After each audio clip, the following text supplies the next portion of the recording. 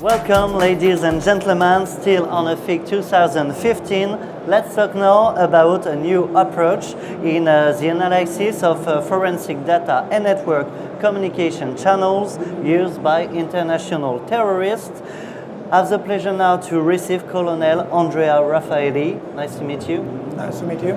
Colonel, you are Lieutenant Colonel of Carabinieri in charge of Chief of Technical Investigation Department and head of a cybercrime unit in Special Operation Group of Carabinieri. First, why and how your department is interested in terrorism?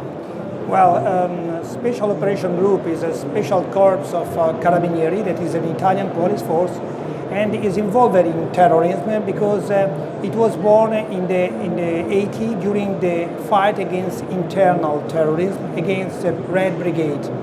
From these units was developed a new department, a new special group operation that was created in 1992 after the murder of the judges Falcone and Borsellino in Sicily and was involved against the organized crime, especially in Sicily.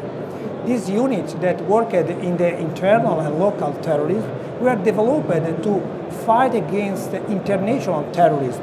And in these works, during this year, they understanding that one of the most important things in the investigation was discovering and finding the communication channel used by the terrorists.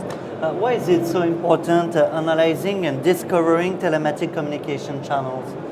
Well, we know that in the past, probably the only channel that we have for communicate could be a landline or at most a mobile phone.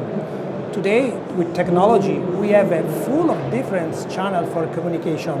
We can use chats or Skypes or VoIP servers or any type of possibility that was given on the internet.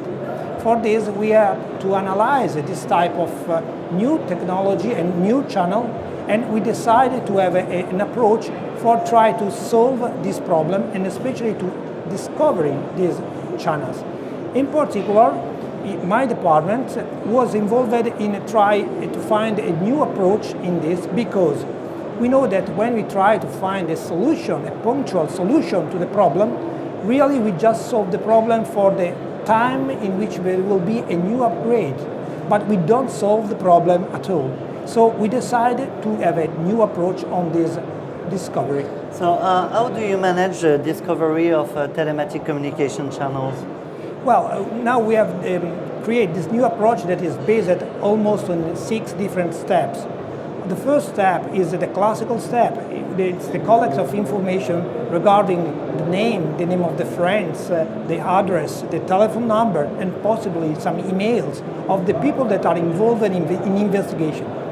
The second step, and this starts the new approach, we are trying to connect this information with the virtual world. So we are moving from the real to the virtual world, and particularly to all the accounts that are used on internet. For example, a Facebook account, Twitter account, or just simply all the services that are used by the same emails or accounts. The third step that is very interesting is that we are moving to have information from the VoIP server providers. So we asking to them for having information regarding the phone call made or the payment that have been made. In this case, it's very interesting because starting from a real world, a name or address, we can move in these 3 steps and arrive to have information regarding the payment that they have to a credit card. And so we started from the real world, we move to the virtual and come back to the real ones. The credit card is generally used by a human. These are the 3 steps. Then the next step is to merge this information, to connect them and make, this is the 5th step, an analysis of all this information. At this point, generally, we can have information regarding the IP address or the credit card number and so on. So our investigation could be stopped here if just we need to localize or identify the people.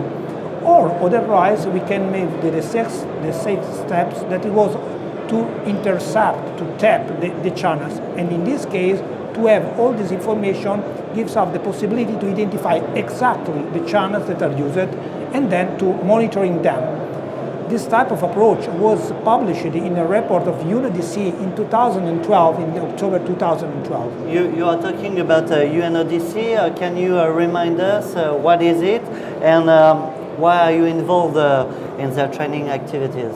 Well, UNODC is the United Nations Office for Drug and Crime, and especially a department is involved in counter-terrorism, and in this case they are giving the possibility to some police forces, especially from the North Africa, to have training, technical training. And we are cooperating with Guardia Civil to make training to these police forces in different countries. In the last 2 years we worked in Morocco, Tunisia, Algeria, and probably in some other next country. So we have a strict collaboration with UNODC for this type of activity. It's time now for me to conclude and to thank you, Colonel.